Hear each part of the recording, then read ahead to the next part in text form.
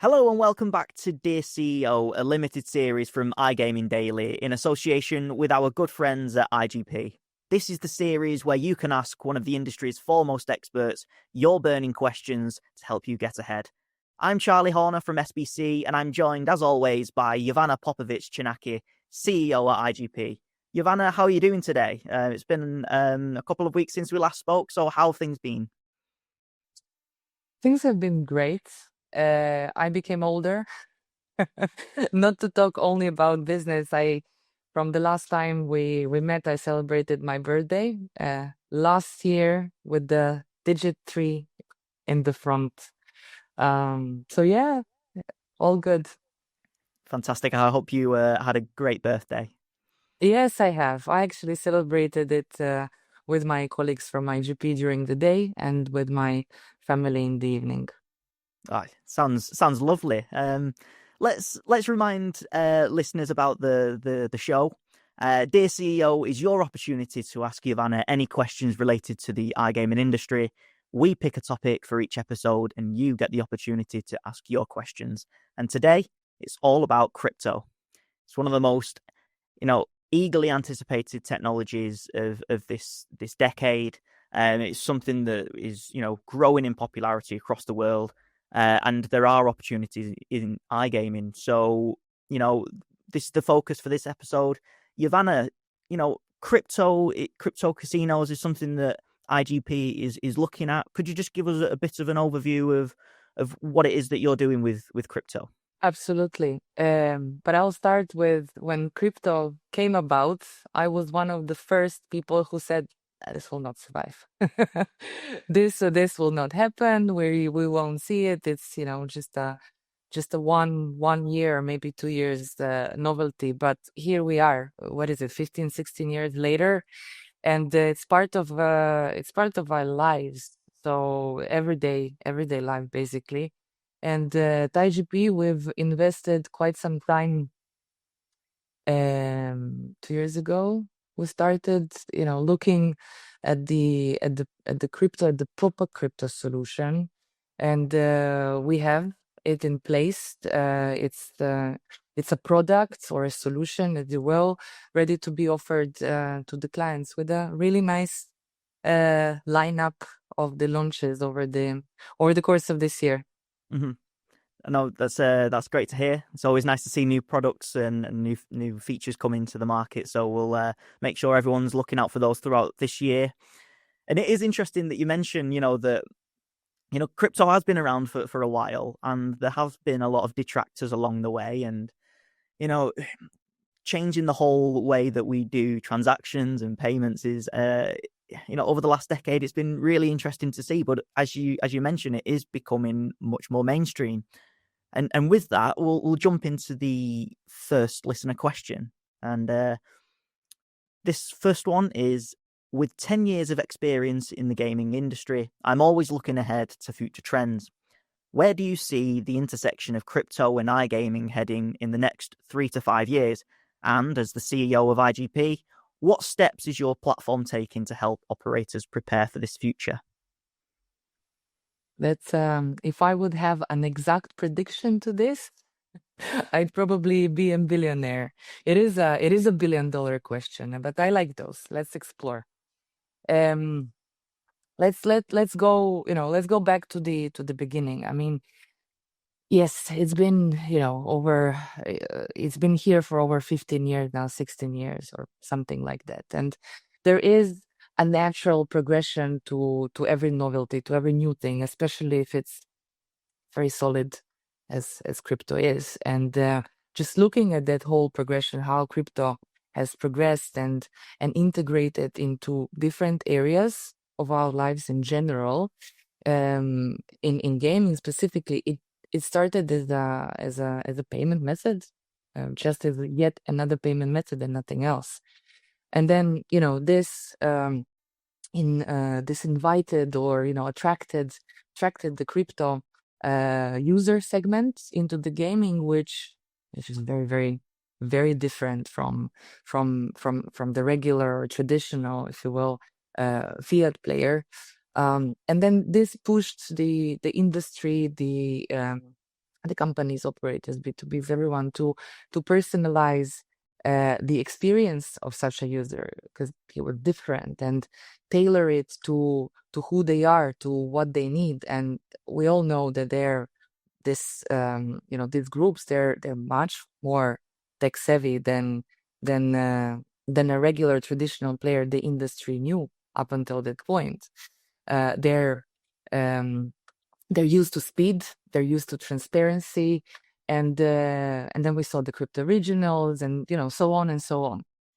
And just by looking at the past, we see that this intersection is between the crypto and the iGaming is becoming larger and larger. And I believe it's moving into the further decentralization of the infrastructure itself. It's going much beyond just transaction, fast transaction. We see it already today.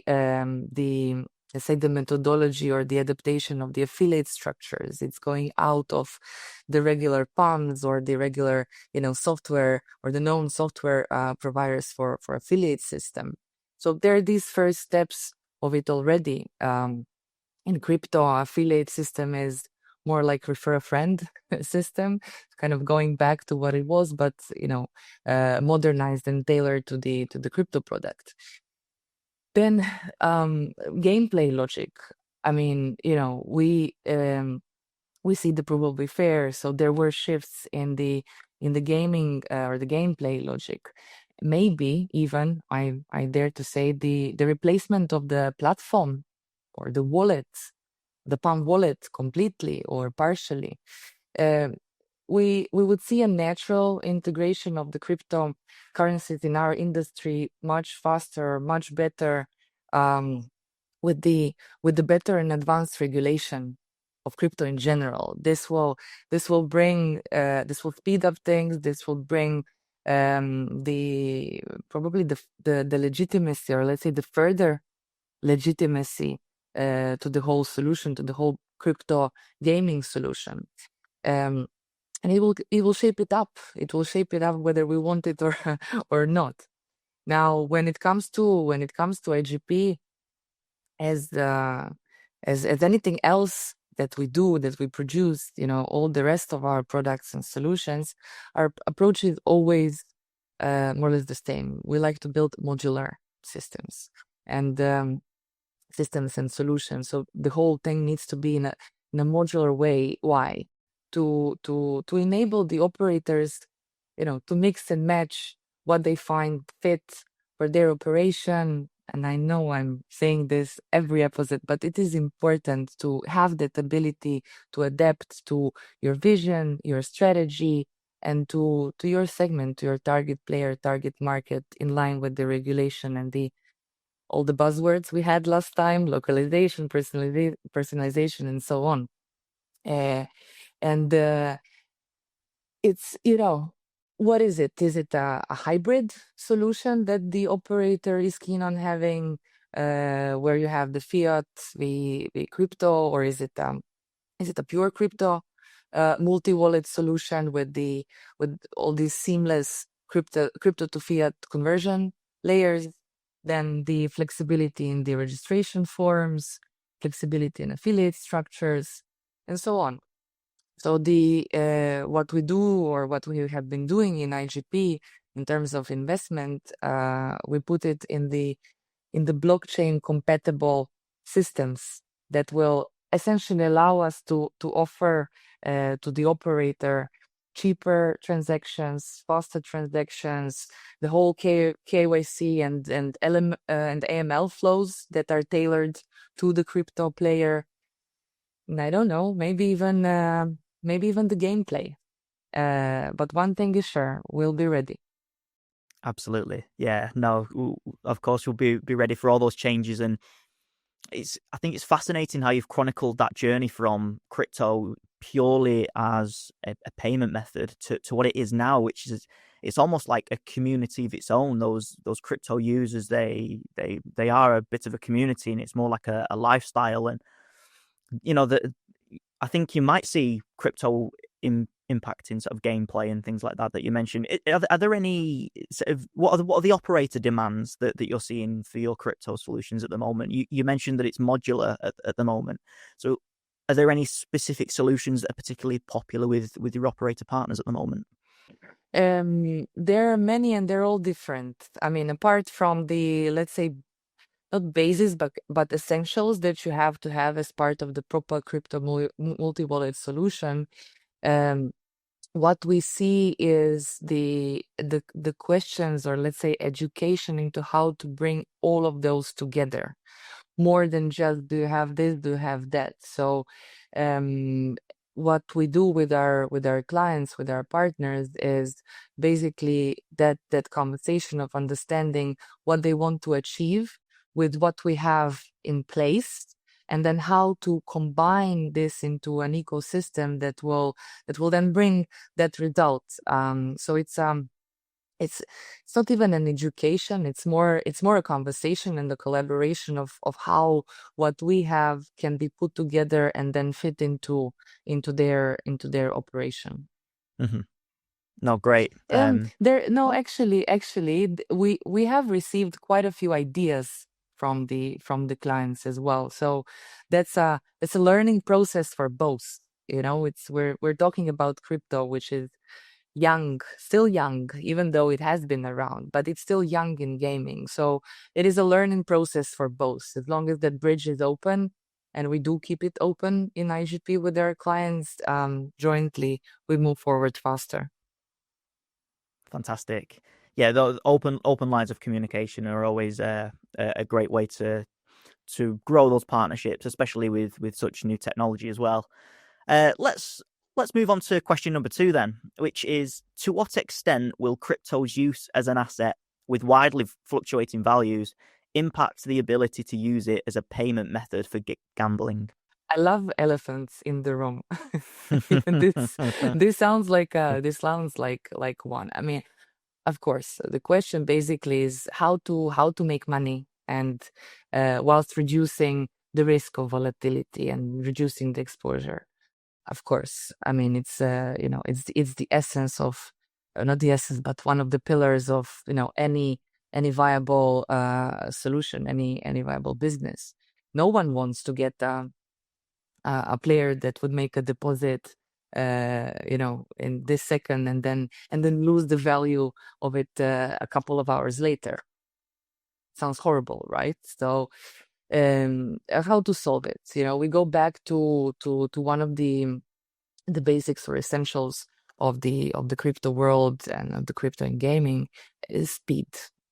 It's speed. So one of the solutions is real-time conversion to secure that value. And there are quite a few actually payment providers that offer this instant crypto to stablecoin settlements, and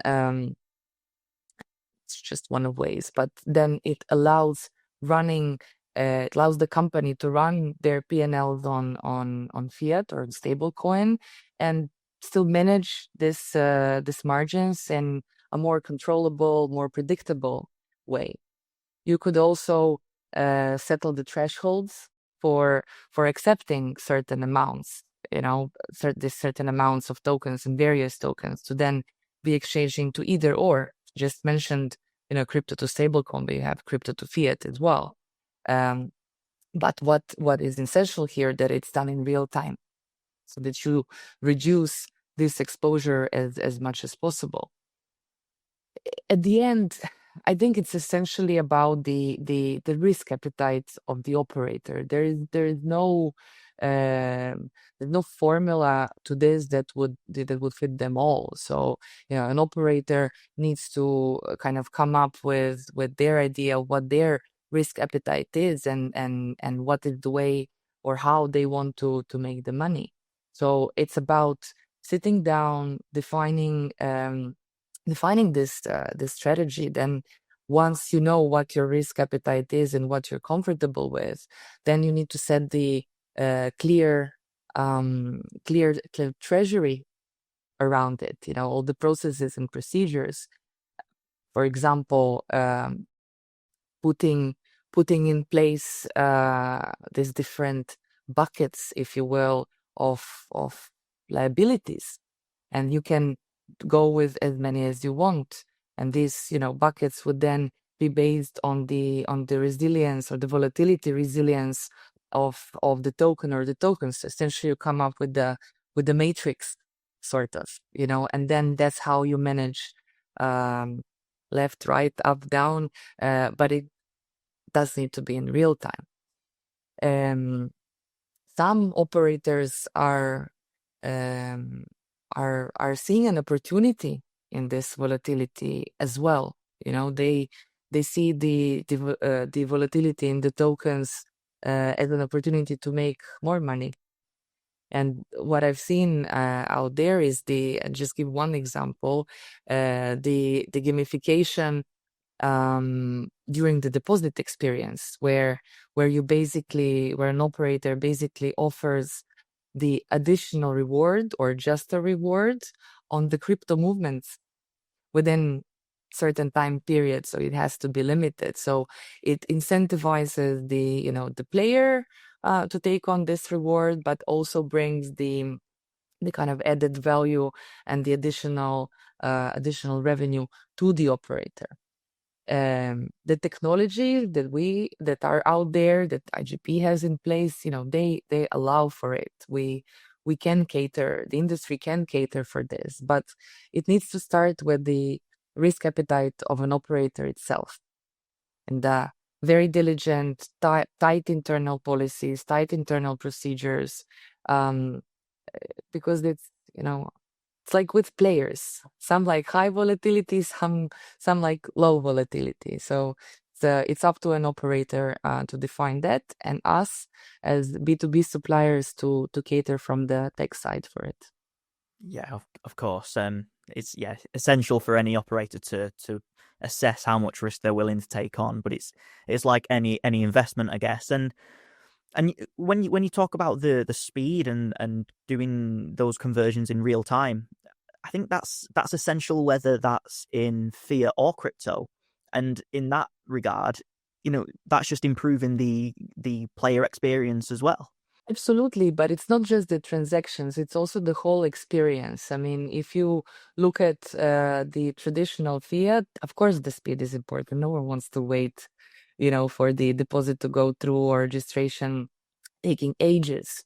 But it's also the gaming experience itself. The crypto player comes from a crypto specialist or expert.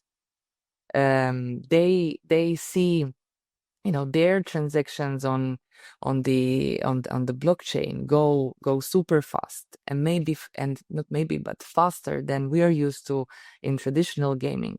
And then this goes into the experience of playing the slots. I mean, just look at the crypto originals; they're much faster than the traditional slot or live casino or anything else. So this is what I meant by adaptability to the speed. Mm-hmm. Sure, absolutely. And let's move on to the final question then, Jovana, which is: crypto still has trust challenges in some quarters following major fallouts such as the collapse of FTX. But how can operators and games developers overcome those issues to launch a successful crypto product? Something about elephants in the room again, I believe. Yes. I mean, this elephant in the room came, 2 years ago or something? Yes, Mm-hmm. and unfortunate. Of course, it was a crash, but how to overcome it? So, how to bring back that trust into running a sustainable business, because it is about the trust. It is about the knowledge, or maybe better word would be education, and this takes time. I mean, the FTX collapsed, as I said, 2 years ago, 2.5 years ago, maybe. In the world we live in, it was a long time ago. 2 years is a long time ago, and there were lessons learned for the rest that stayed for the rest of the industry. It was a bit of a shakeup, but I believe that we learned on what happened and adapted. 2 years is more than enough. to implement the lessons learned. Now, to bring crypto further into the iGaming, to integrate it better into the iGaming and get that intersection, larger. I think one of the essential things is to take it seriously, and not just like a workaround to something, not just like a yet another payment method. We need to, as an industry, admit that is part of our everyday life.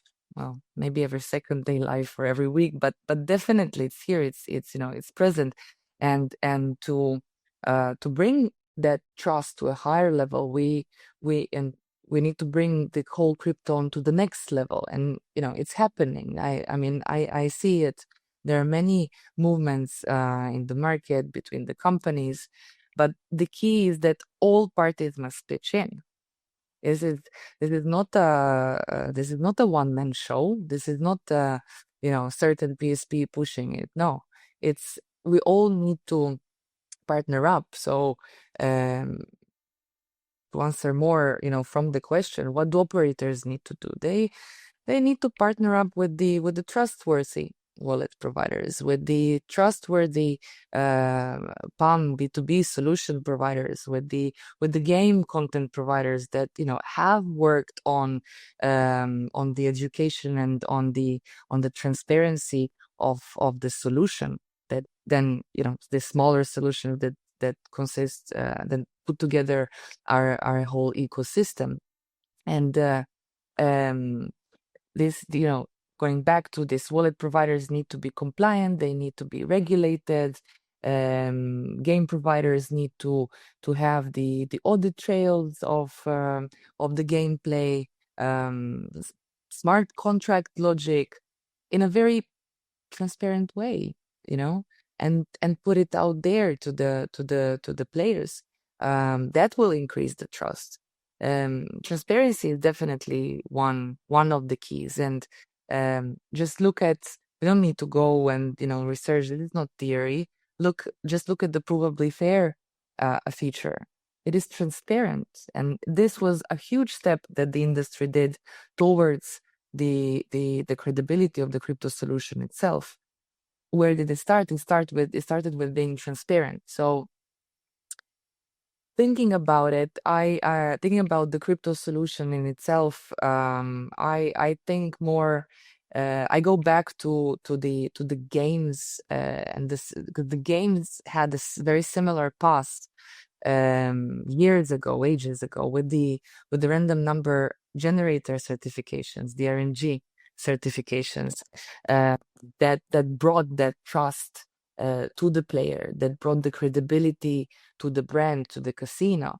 Maybe we need something similar for the crypto. I don't know, some sort of certification, some sort of seal of trust. I don't know, something of that sort. But to make that happen, I want to emphasize again, we need to work together.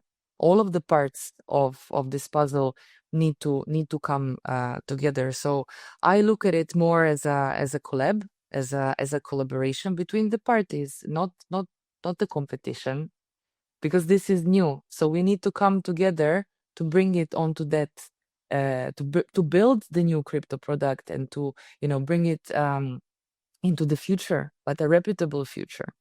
And in IGP, we're definitely making steps forward, that partnering with all these different pieces of the puzzle and understanding how we can jointly bring it forward.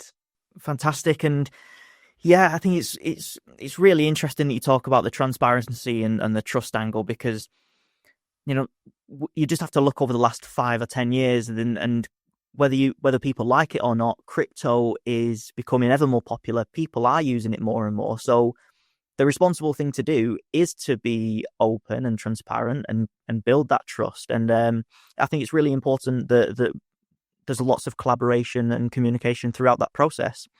Can't agree more. Thank you for summarizing it. Excellent. Well, Jovana, thanks again. Thanks ever so much for taking the time and sharing your expertise with myself and the audience. And thanks to the audience for listening. Keep an eye out on the iGaming Daily LinkedIn page, because we will be asking for more of your questions in the near future.